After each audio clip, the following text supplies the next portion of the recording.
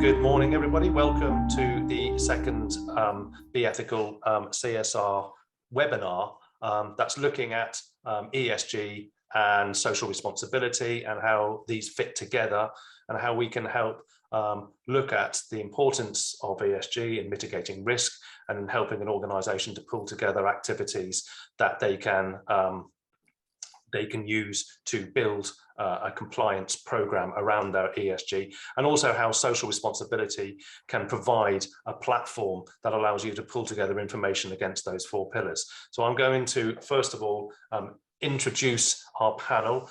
So as a webinar, I'm just responding to some of the chat. As a webinar, it is the panelists that you will see. You won't see anyone else. You have the ability, if you would like, to add comments and questions to the chat, and we will give some time towards the end of the webinar to respond to those questions. So please do put your questions into the chat, or comments or observations. Today's session really is a kind of fireside chat. So we're going to look at some propositions around the ESG agenda. We're going to default to be ethical, to kind of like, really evangelize around the power of ESG. And then we're going to introduce Sean to talk about how that has had an impact on his business. So without further ado, I'd like to, first of all, come to Heather to introduce yourself. So please, Heather, do introduce yourself. Hello everyone, my name is Heather de Groot and I'm one of the co-founders and directors of Be Ethical Training, and we're very much helping the SME community shout about the great work that they're doing when it comes to ethical commitments to their people, places and planet. Thank you, Heather. And Caroline? Hi, I'm Caroline Swales. I'm the co-founder and director of Be Ethical as well. Our mission is just to get the SME community really conscious of what they're doing and to really talk about it in storytelling to help their business grow in the future. It's all positive and we want to be part of this movement together. So we're really pleased to have everyone here today. And finally, Sean from his office. Yes, my name's Sean Keys. I'm the Managing Director of Sutcliffe Engineers and Surveyors. We're an SME. We've really truly embraced this for some time. And one little thing which I would say from SMEs comprise 80% of the construction sector. We're the groups that sit under all the big organisations, so we have a big part to play in this problem. Thank you. Thank you, Sean. I'm just going to share our screen so we can have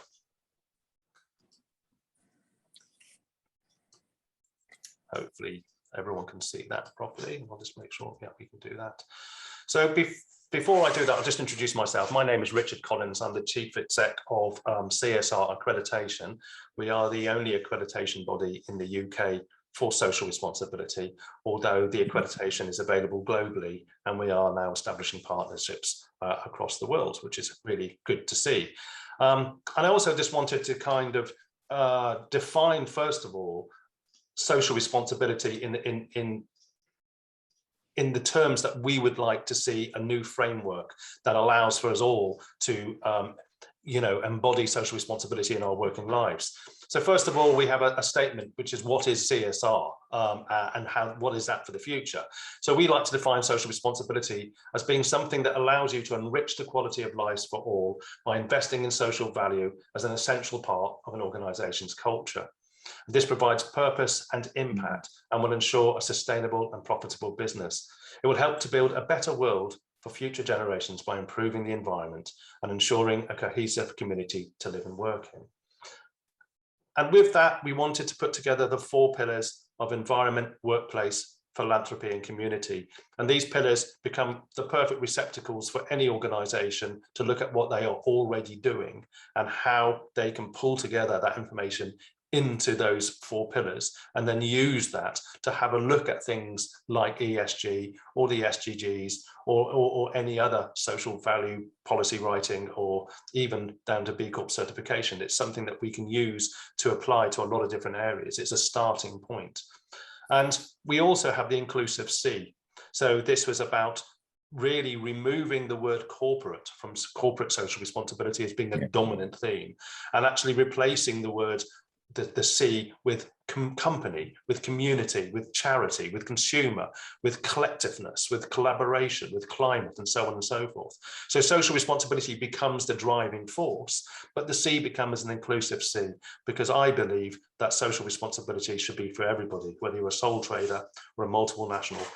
All staff should be able to engage with the social responsibility agenda and should be able to have an influence on the organisation they work for to build a better world, as I've said before, to work and live in. So that's really the definition of CSR that we're going to be using when we explore the ESG agenda.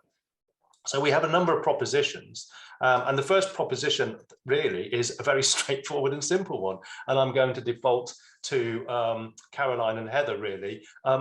What is the ESG? Well, actually, ESG started out in the financial sector.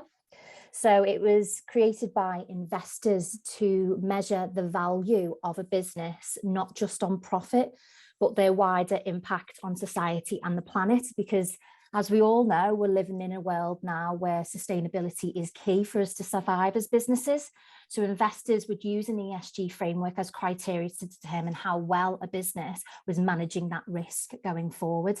So the E stands for environmental, the S stands for social, and the G is for governance. So E, for example, could be your carbon offsetting projects like tree planting. It could be looking at carbon reduction with energy efficiencies, recycling, waste management. And then in the S, you've got things like staff's health and well-being. You've also got, diversity and inclusion, as well as your fundraising and your volunteering. And then the G is very much about how you govern your business. So how do you control and audit it? Now, the G for a lot of smaller business might not be compliant by law. You might not be big enough to be abiding by certain things. However, we definitely champion that as best practice, because at the end of the day, we go into business to do good.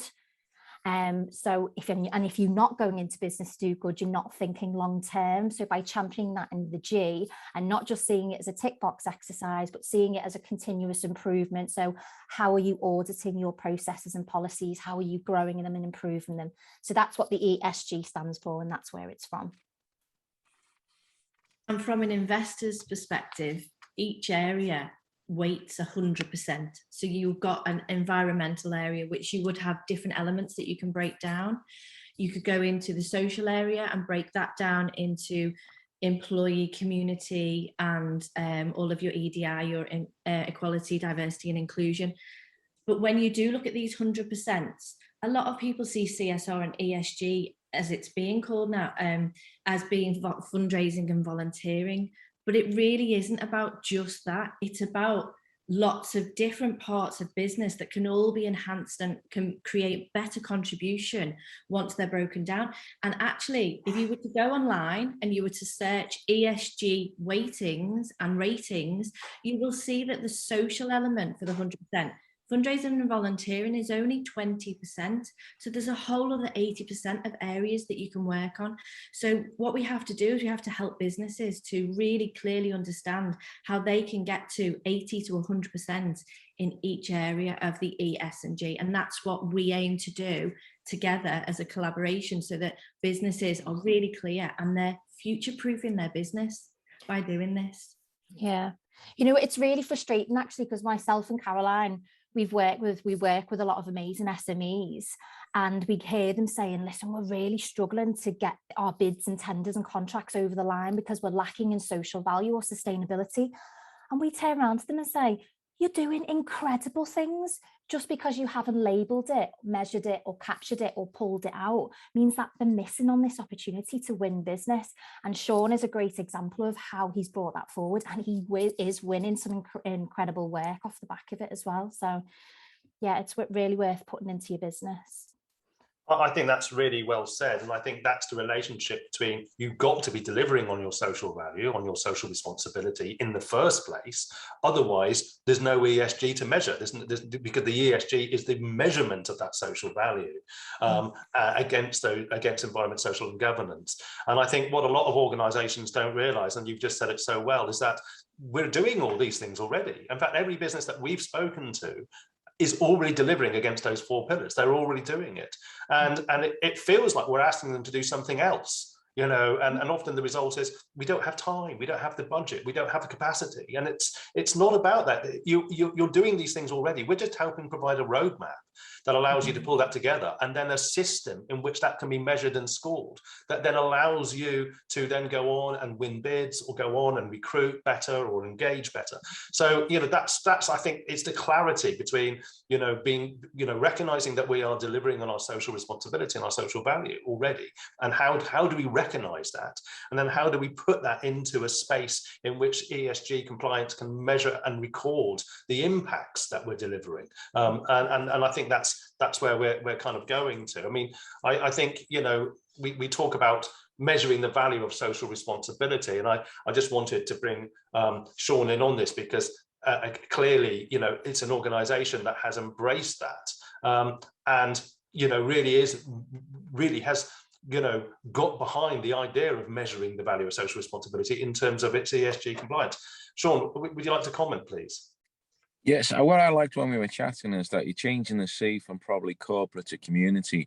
I mean, it was very, they have different means. Why is this a corporate problem? It's not a corporate problem. It's a world problem. Sustainability and environment and who we meet is the world. So what we've found over the last 5, 10, 15 years is the world has changed. The world of business has changed. People have changed. People are considerably more conscious of the world we live in, the people we work with, what we need to do.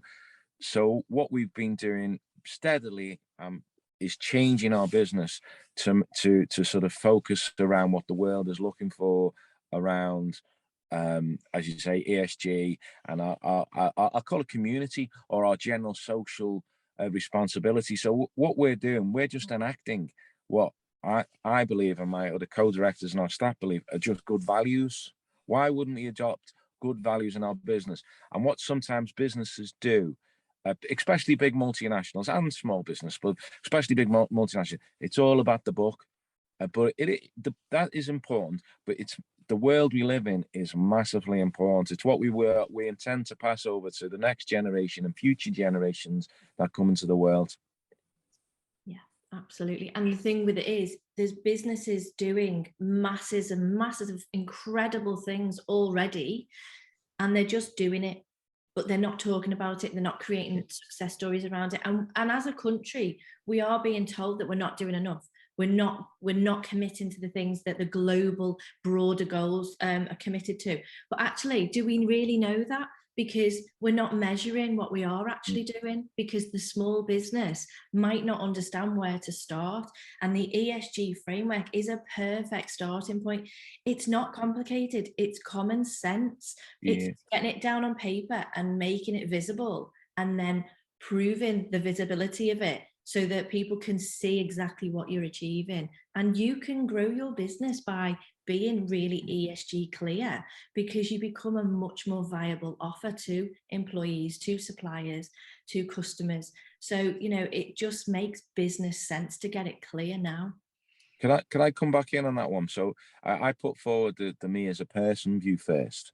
Me as a person view was, you know, this is the world we live in.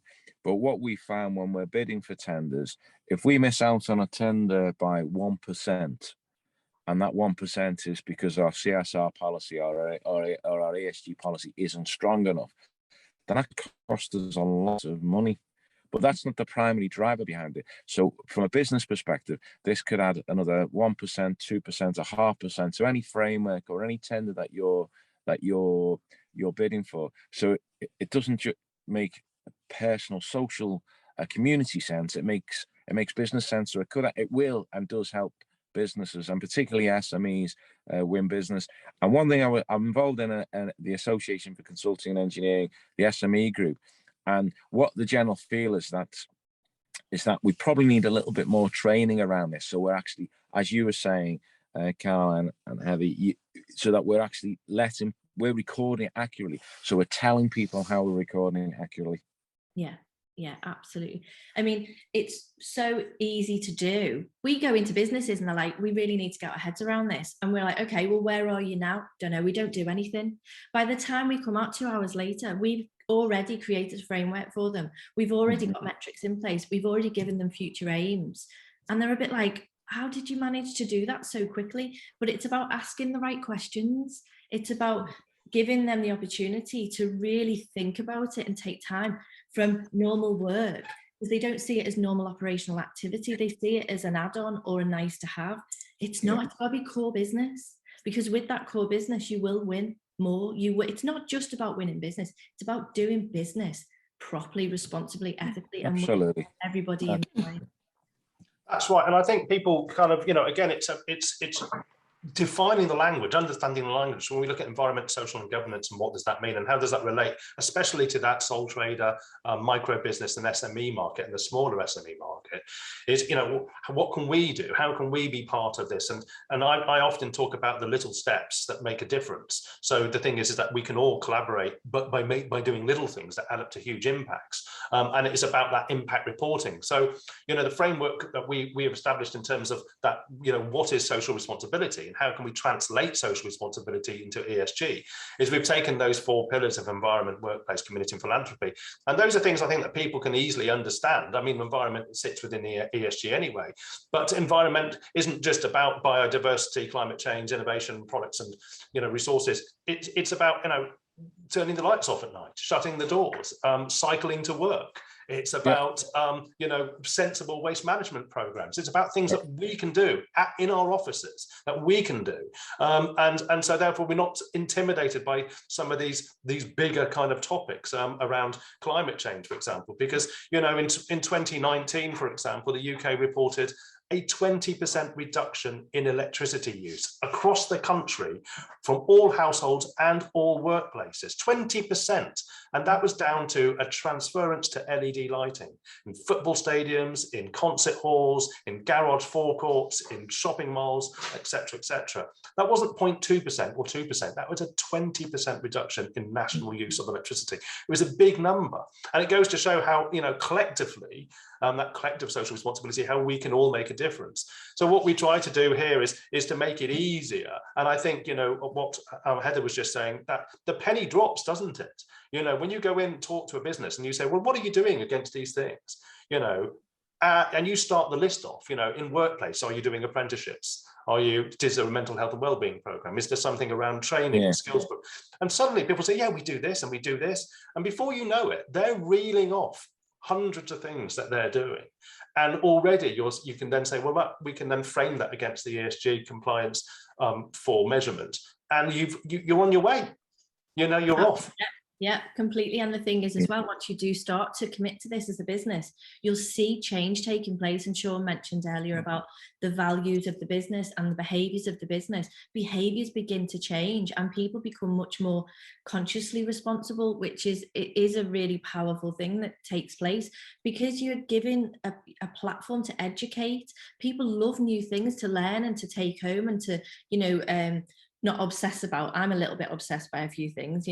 My decisions now are very, very considered before I buy things, before I, commit to anything travel-wise, etc.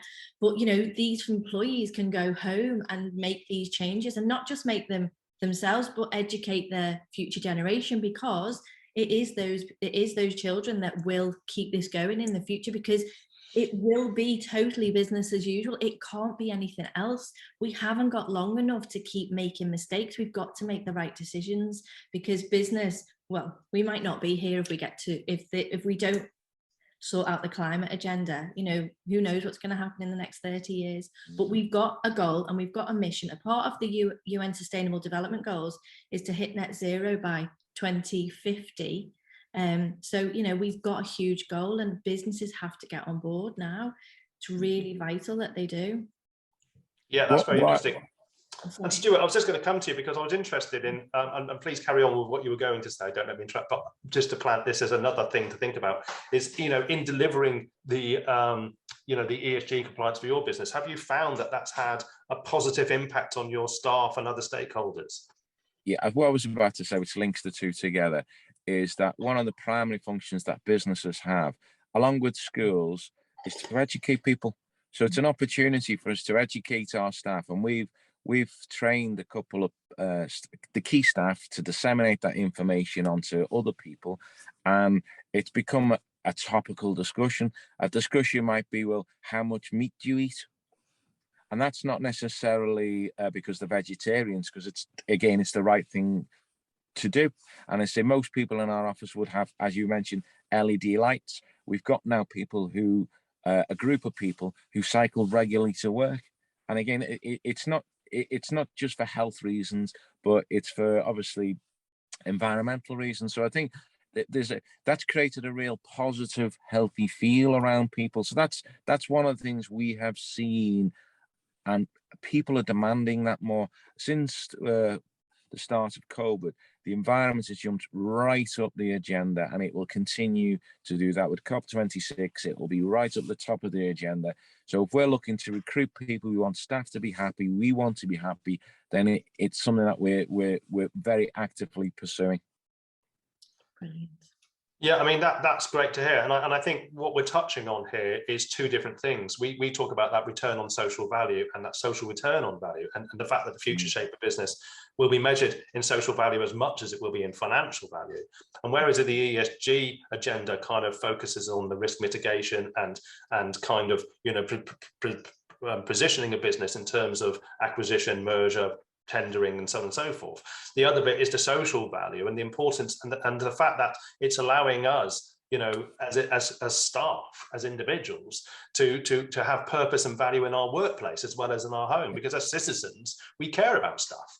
I think we're seeing a shift now to more and more people, you know, looking to their businesses and the organizations they work for and saying, well, what are we doing as an organization? You know, and having a voice to say that. So, you know, again, Sean, I'll be, you know, interested that with that culture, because I think what you're introducing is behavior change and education. No, absolutely. Well, we did a study too long ago, and these figures are not 100% accurate. But we'd designed over £1 billion worth of homes in our region, which is an astronomical amount of homes that people are living in. But so if we help to make them, every one of them, slightly better for a lifetime, the advantage that has. We're also, as part of what we do, we're involved in flood studies. So we're trying to prevent serious flooding and making areas more sustainable for people to live.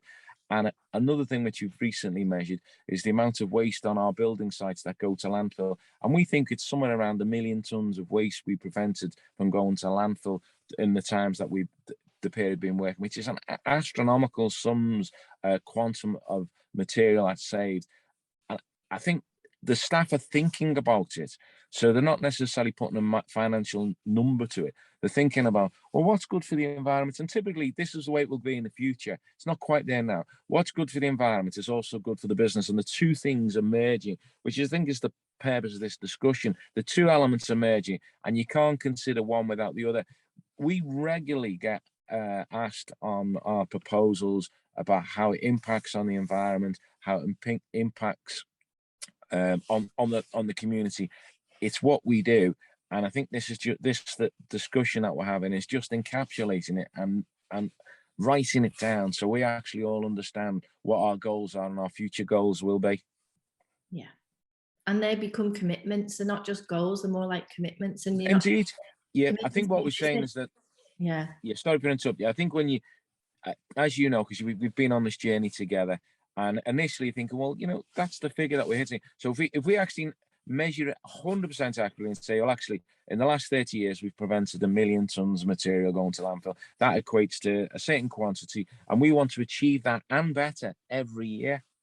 Yeah. And then when we exceed that, which I know we will, then again, it sends a real positive message to people. Actually, the SME community is doing something real to keep material off landfill, to reduce the extent of flooding, to make homes better for people. And I think that it will then make people appreciate more what we do. But as you say, it needs to be accurate and measurable. But what Absolutely. You said is really important, Sean. You don't always get it absolutely perfect, and that doesn't matter. You've just got to start somewhere. You know, perfection will never be achieved because they're not the goalposts, but things change, things evolve. But just do something that measures to a certain point. You might be 20% out, you might be 20% over or under. It doesn't matter. Just make sure that you're capturing something that can actually help you tell that story and show your commitment and engage your communities and, you know, support the future of the planet. And it's probably worth mentioning there as well that if you have put commitments in place and you don't hit them, rather than maybe shy away from that, I read an interesting statistic the other day that consumers want to see, 77% want to buy from brands that are talking about the CSR brand. But a lot of the time, if that brand is misleading in any way in their social impact, then they'll leave you. So it's all about not only that you've got your CSR policy, you've got your commitments on your website, you're talking about them, but you're updating the public and your employees and your shareholders on what's going on. And I mean, then that is, yeah, if you're not doing it, wow. That is critical. You know, what you've said, that really is perfect for this slide as well, because it's about that risk management and the risk of greenwashing, you know, of putting those commitments on your website and then not backing them up. And I think Sean was talking about, you know, just then it's you've got to be able to measure, record and report, but you've got to evidence what you're doing. And the thing about ESG is it's the way of measuring and measuring the evidence, you know. So it's great to have that social responsibility policy in place to deliver against those 4 pillars, to say you're doing all of these things.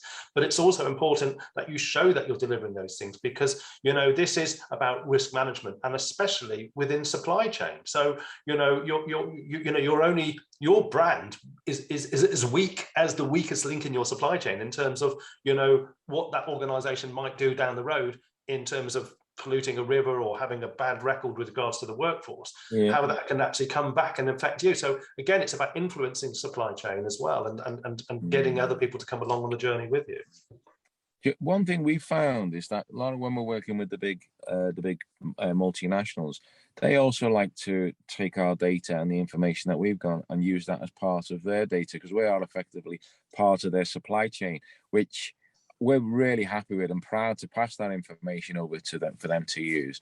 And again, it's a way that they're checking that we're doing what we're doing, and we're actually feeding our information into the bigger picture of larger projects and larger developments. And that will be one of the main reasons why they chose you, Sean, because you have that data to give them. We are seeing a lot more people push corporate social responsibility, ESG, down the supply chains. And, you know, in the public sector, some of these questions on social values and sustainability can be worth up to 25% of your overall marks. Absolutely massive opportunity to be doing this, to win more business and, you know, to make that impact. Yeah, I mean, we were talking about the visibility as well. There's a company in America, I know there's plenty in the UK, but there's one company in America, it's a food company called Panea Bread, and they are so transparent with all of their data, and they are very, very happy to say, we did not hit this, we are doing this, we tried that, we are committed to trying again, because they know that they haven't got an equal workforce. They know that they're not hitting all of their waste targets, but they're doing everything they can, and they're educating as many people as they can to make sure that they're doing their best. And I love that about that organization, because they're not worried about saying we didn't hit it. Don't hide it. Just tell the story of why and what you're going to do about it. If I could use a football analogy from a good guy from thought you would. You've got to win the game, though. So I'm really comfortable with what you're saying there, but you can't lose 5-0. So it's got to be 3-2 or 3-1. So if you've got 5 or 6 things that you're dealing with, and one of them for some reason there could be some legal challenge or legal process that changes how you do something. But overall, if you're setting your targets, you have to hit the majority of those targets to make sure that you win the game. Yeah. Or adapt, because no one was expecting a pandemic, and so commitments might have all slightly changed. But yeah, we're talking about that transparency and honesty about why things might have shifted and stuff. And I think consumers, as well as, you know, other stakeholders that you have as a business, really see the value in that, because they know they can trust you and they'll back you. And if there are any little missteps along the way, then they're more willing to forgive you for it as well. So when you start brushing things under the carpet, that's when things, or whitewashing things and not, you know, backing it up with evidence, that's where you won't get away with that. Yeah. As I said, we in terms of our real perspective when we're on the tenders, which you touched on, we're finding that tenders can be 30 to 40% price and 70% to 60% quality. And if 10% of that quality or 20% of that quality it is probably more 20%, is a combination of all these factors. And if you have very clear evidence of how you achieve quality, ESG, and your I like community social responsibility. You've got good community social responsibility, then you score more marks, and that happens on all the tenders that we're looking at. That there is an element of these factors that people review. And if I'm really honest with you, I'll play this game the other way. The tenders that they don't measure here tend to be not as well managed. Interesting. So that's from a part of the supply chain. So if somebody tenders something to us and it's completely cost and all these other factors come into play, then we know that they're not necessarily looking for businesses as well run as ours. They're just looking for the lowest common denominator. So we tend to are more likely to shy away from those tenders. That's not to say that we're not commercially viable and we're not the most expensive. That's not what I'm saying. It just means that that client probably doesn't necessarily have values that are attuned to ours, which is fewer, and that amount is shrinking. That's really interesting, because you always think these big contracts, it's the cheapest person that's actually built it, you know, and you think, you know, the spaceships that go up, is that the cheapest company that actually built that spaceship? Well, it's not going to be okay in the future, because that company can't do it cheaply if they are taking all these other factors in place. They're considering all these other factors, you know, because if you are considering where your product comes from, you might have to pay a little bit extra, but be honest about it. You know, if you are making sure you've got a completely diverse workforce and your recruitment costs are higher, then, you know, talk about it and just be very, very honest about how you came up with those costs.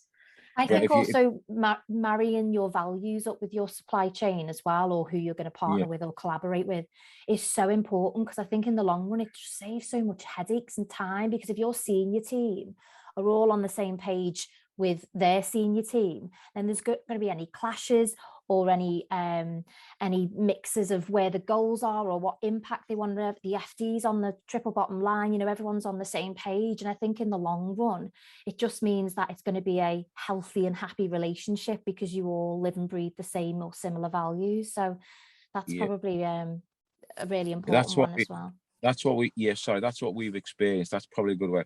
So if a company's got good CSR value, good ESG, our team will blend in with them and we will enjoy that ride.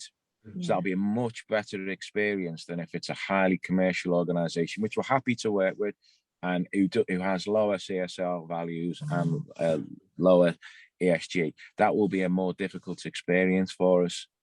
So I think that's where the collective social responsibility comes in. I just want to kind of unpick a couple of things, because there's been some really good observations. I think it's right. There's no point setting 100 goals that we can't deliver on. So, you know, pick the goals that you have the capacity in the business to deliver, that you're doing well, and look at where the gaps are and add, you know, to those goals. And also, if you're going to measure, make sure that you have starting points. I mean, we've spoken to organizations, quite a few this year, who say we're reducing our carbon footprint, and we said, well, do you know what your carbon footprint is? And they don't. They haven't worked out what their carbon footprint is, so they haven't got a consultant to come in and you know, do some analysis on their carbon footprint. So it may be that they think they're reducing the carbon footprint, but without a starting point, they don't really know. And this comes into what you were saying, Heather, about that kind of whitewashing, greenwashing, and trust. You know, it's so easy to say things, you know, that you can't back up, and actually that can do more damage to the reputation of your business if you're seen to be, you know, making claims that aren't back up. You know, you can't back those claims up. With the phrase we love to use for CSRA is, you know, it's great to have good storytelling, but you need to show the story doing. And if you can't show the story doing, then the storytelling's just words. It's not delivering the impact and value. And I think from businesses, the SME businesses, and the people listening to this webinar, in terms of, you know, how how can we engage with ESG, and why is ESG important? As I say, is to look at the 4-pillar framework to understand what we are doing. But ESG is about an independent company coming in and looking over your shoulders and auditing and working through your processes, so that it's not you selling stuff. It is an independent party that you brought in to verify and report on what you're doing, and then you can use that report independently to show what you're doing, and then put that into your tenders and so on and so forth. And I think it's not just the tendering as well. I mean, the percentages that are levied in the tenders, I think, again, supply chain, other organizations wanting to kind of work with value-driven and purpose-driven businesses, especially in the public sector, are increasingly looking for the social value component as part of that working relationship.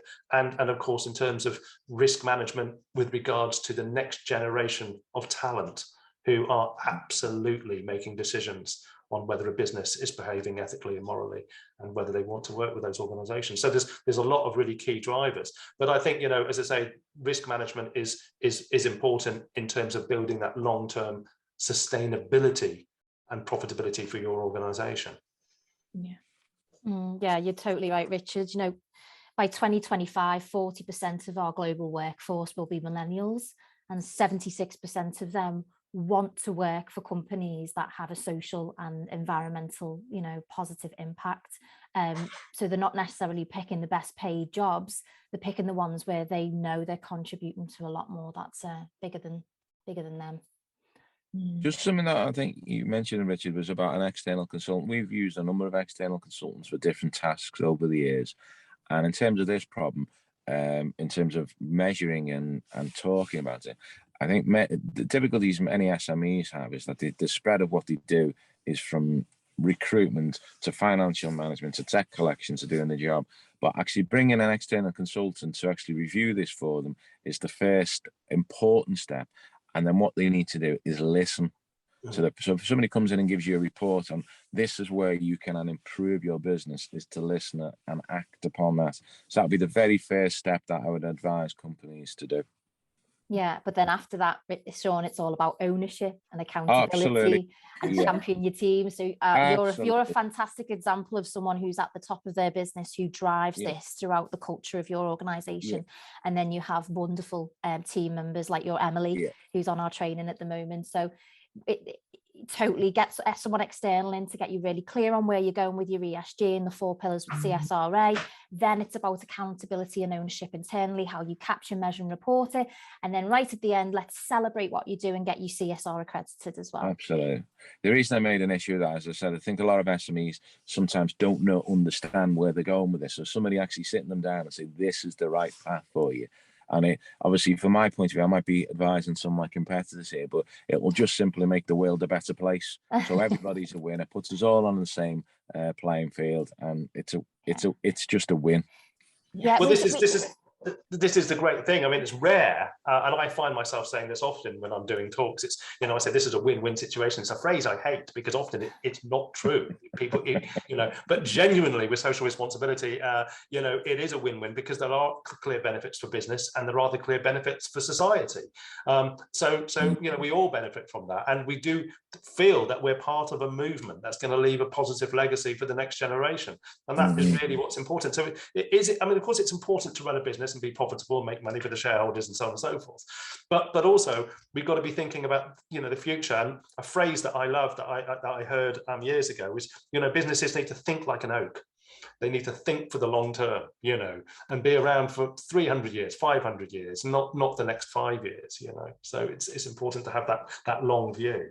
And can you imagine as well if businesses, because they will have to survive, get onto this, they champion it, and then more businesses do it, then everyone's just going to have to constantly up the game. And a lot of businesses see this as it is a competitor advantage, but with a competitor advantage or a USP, some people hold it quite close to them and they don't want to share it.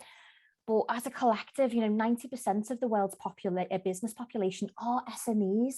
So those tiny steps you were talking about, Richard, as a collective, like the change could be massive, so it's just really, it's our responsibility to be doing this and to be championing it for others as well. And to bring it back to the sort of CSR ESG framework, these are the platforms that businesses can look at to unravel. So they're not intimidated by these kind of big, lofty words and ideas around climate change and around, plastics in the ocean and all of these kind of great topics that we're talking about. But how businesses can look at the micro things that they can do, because as I say, they do all add up. And it's a clear numbers game. There are millions of human beings, and if each of them did something positive, the impact is going to be huge, and we have seen that historically. I just wanted to encourage any questions to come through. I have got one from Gavin I will come to in a minute. So Gavin, I'm not ignoring you. I just wanted to leave some of the questions to the end, but please do put any questions you have or comments on the conversation so far. And I just wanted to touch on, as I say, those clear benefits for business. So Sean, I think it sounds like what you've done is a top-down and a ground-up approach, and you've brought everyone on the journey. But you've also clearly demonstrated why it's important to the success of the business that you work for. No, absolutely. I think, well, it's good for business, it's good for the people, and as I said, probably as being engineers and what we get involved in, we can actually see a direct impact of how the environment is changing. So we get involved in sites, building sites, construction sites that now flood, that never used to flood. So that's happening now. So it's, that is really happening now. And there's areas of the UK that we're going to lose coastline, and there's homes that are flooding. So there's an immediate impact. So as you say, there's every level for me, I can see a real positive for change. I think the business benefits, in my mind, it's about cohesion and watching that take place. I started with the company that I was part of their development of their CSR. The change was phenomenal. Just I've become a completely different person because of what that business gave me and how it educated me and how I think about my communities and how I give my time in volunteering and how I fundraise regularly and donate to charities every month and just all of these things. But from a business perspective, positive people wanting to do positive things in a community capacity gives a business a greater ability to retain those staff, to bring on new staff, because they become their biggest ambassadors. There's people who were made redundant and who have left Bibby Line Group, which is where Heather and I worked. We still remember it. We still love that place. We're still a group of friends who were so close because of the program of activity that we had in that business. Yeah, it was very much a core thread that ran through that business, because there was lots of different offices based across the UK and the world, and it really was, it was. We all spoke this one language together. It was all the different divisions all came together for this one reason, and it was it was so positive. And we're so passionate about this. But when you see the change take place, which I've said already, you'll never go back. You'll just keep enhancing and improving. I think when you get the bug, I mean, I was at an event last night, and one of the companies there was a company that recycles cars. I mean, literally strips them down into their core components and then repurposes everything. And they said that during last year, they didn't have, their Christmas dinner for all their mechanics and engineers. So the money that they would have spent on their Christmas dinner, they gave to a local charity. And they went back and they told their staff that's what they did. And the engagement and retention, I mean, was palpable. And I think the thing is that it wasn't just something they did and didn't communicate it. They shared that with the business, and their staff, their engineers and their mechanics were going home and just telling their wives and their husbands and their parents or whatever, how good they felt about working for that company. And that's nice, because it transitions that kind of idea, like I said earlier, as a citizens that care about the world and different things, and the businesses that we work for, also sharing that, which they haven't done up until recently, and we're seeing that shift. Yeah, one thing that we've done at every level within the business is try and give time back to the wider community, whether it's actually it's school governors, or it's other professional groups, or it's charity work, or even it's like this educating people, and even a little bit of philanthropy. But I actually think probably for most of our staff, it's the time you can give, but that they come back, and I think we're saying this, people come back enthused. They know that they've delivered 500 hampers in the Merseyside region, and they really know that there's you know, there's a whole host of families that have benefited from it. So I think what we're saying is that once you've done something good, people come back enthused, almost like a holiday, ready to get stuck into the business again. So I keep on repeating, but it just simply works. And thank you very much, Sean. And it does. It absolutely does, and you can repeat it as much as you like because it's good to hear. So again, just in terms of CSR accreditation and ESG, obviously we run an accreditation model that allows businesses to become accredited for delivering on their social responsibility. And not only can that accreditation then help you work towards your ESG compliance, if that's something you would like to do, and help you measure the success of that social responsibility, but also it can help deliver a social impact report, which of course you can then share with all your stakeholders, your audiences, you know, and to show what you're doing. And the important thing is with the accreditation and the ESG framework is it starts a point at which you start to benchmark so that we can see continued impact and progress.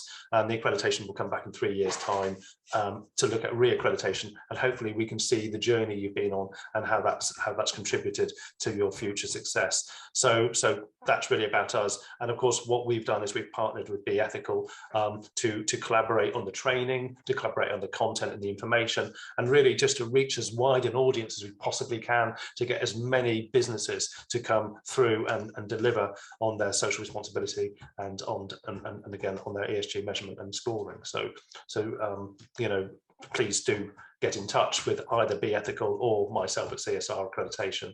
Our websites, ours is CSR Accreditation, www.csr-accreditation.co.uk, and Be Ethical, yours is? be-ethical.com. The inclusive hyphen. That appears everywhere. I'm going to just quickly go to a question. It's a really good question, actually, and one that I've tried to address many times, because the thing about ESG is, you know, what Gavin is asking, is there a global framework that businesses should follow, and what is the best way to document and report on your ESG outputs? So really that piece about the global framework, I mean, is there a framework for ESG, or is it really down to the individuality of individual sectors? Well, the E is all related to your business, as is the S, as is the G. So you create your ESG framework, you make your commitments in each of those areas, and then you build up your knowledge base and impact understanding within each pillar. Yeah. There's a global, like the UN Sustainable Development Goals you could look at, and then you could look at how those all fall into the different pillars. But you have to be careful. If you can completely complicate yourself, you can keep it really simple. Just keep it simple with ESG. You define what your E, your S, and your G is. And then what happens then if you're keeping that in one place within your business, you're keeping it updated, you're sharing it when a bid or tender comes in, or depending what industry or sector you're in, will determine they might have a certain framework, like a TOMS framework that they want you to work towards. So then what you do is you look at the TOMS framework, you get your ESG, and then you simply just place where you feel. So it's all about how it works for you, but in the different industries and sectors, there's different frameworks for legislation purposes and reasons for them. But as a starting point, ESG is a great way to start to get, you know, yourself clear on what you're currently doing and where the gaps are as well. I don't think we've mentioned gaps today. So the great thing about this is you'll be able to see what you're currently doing, but then you'll also say, oh, actually, our G's looking a little bit bare, or we're not actually doing as much as I thought in S. We just hit fundraising and volunteering. Okay, so where are the issues? And it could be, where are the issues in our industry or sector? It could be what our employees feel like we should be doing better. And then that's how they're more for your long-term goals. So you look at your short-term goals, which are low-hanging fruit. What can we improve on in the next 6 to 12 months? Then you go further with, where are the gaps? Where should we be spending a little bit more time and resources to close those gaps in the long term? Mm-hmm. Yeah, in fact, in the way you described that there, and that's very interesting, is you can always backward engineer from ESG to accreditation as well. So you can look at your ESG and then see how that applies, take those 3 pillars, if you like, and how that applies to the 4 pillars, and then use that to put together, your applications for accreditation as well. So it works both ways, doesn't it? Don't overcomplicate it. It doesn't need to be hard. And I think with COP26 coming up, sustainability, social value, and all these terminologies and things floating around, I think the SME community can feel a little bit overwhelmed. You know, they've just survived a pandemic, just coming out of that, and they're realizing that to win more business, they do need to get all this in place, but they just don't know where to start.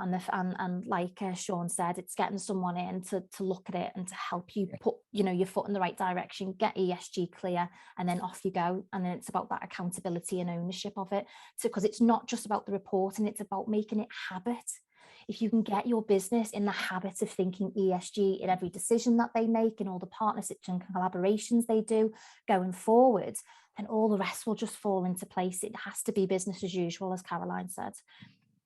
Absolutely right. And in terms of documenting and reporting, I think, you know, it is about, you know, perhaps where you can't do it internally, you know, bring in those experts, those external consultants with carbon footprinting and so on and so forth. But there are ways of running staff surveys, satisfaction surveys, you know, and putting some KPIs into, you know, looking at maybe, you know, the things that you would like to achieve, and then putting the KPIs in place, and then just having review meetings within, you know, we often advise businesses to have almost like an editorial meeting once a month, when they then say, well, you know, what are we doing now? What do we want to be doing next month? What's coming up that we need to be looking at? Yeah.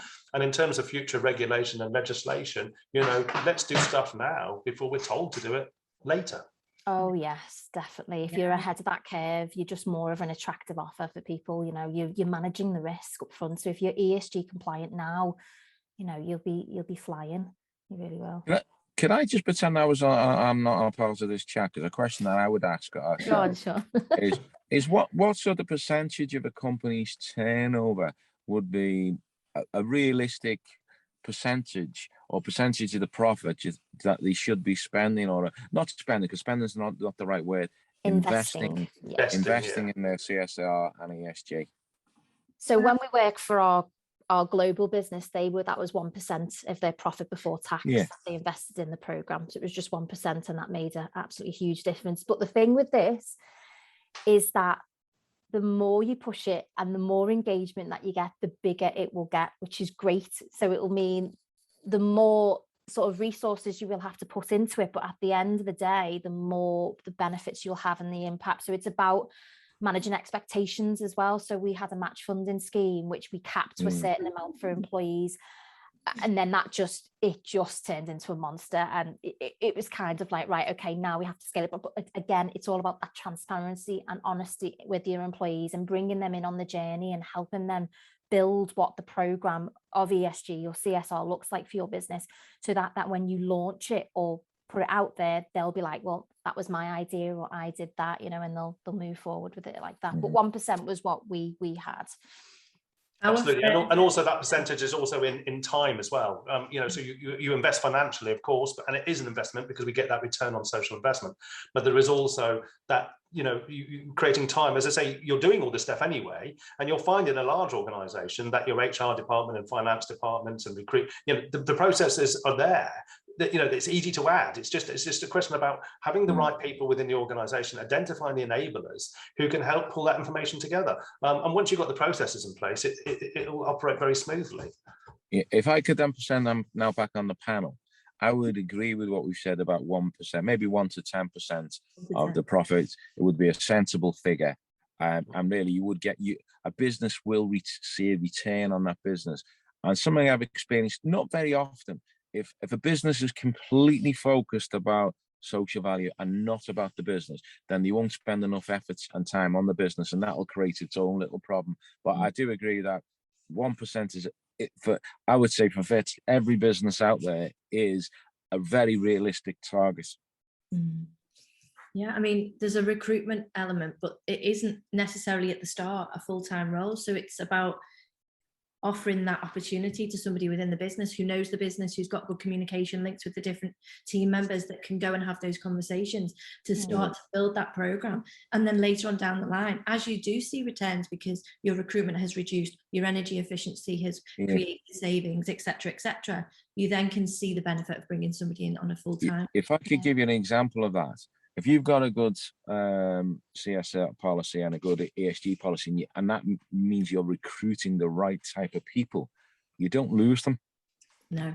So then there's a cost, there's a recruitment cost for people when they leave. It could be 10 or 20% of an annual salary. So if you're not engaged with them, then you're more likely to lose them. So that's a cost that isn't always appreciated by businesses. I think what Caroline was talking about there was who is owning this. So myself and Caroline were an actual dedicated employee of a business looking after CSR. Now, obviously, that's an X amount of salary a year. But what we're saying is, because you're an SME, it might be like your first aider.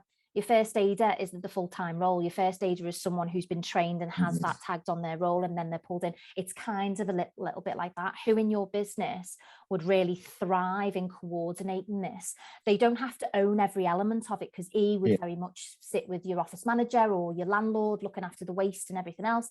But they are the type of person who would go and engage and empower those people to pull that information. And it doesn't necessarily have to be a full-time person. I think what we were talking about, like cost of resource. So that 1%, you know, it might not include a salary cost. It might just be seen as initiative-based budget, whereas there may be down the line a salary cost, but that could come because what you've just said, Sean, you reduce your recruitment cost because people stay with you, and you'll see that over 12 to 18 months.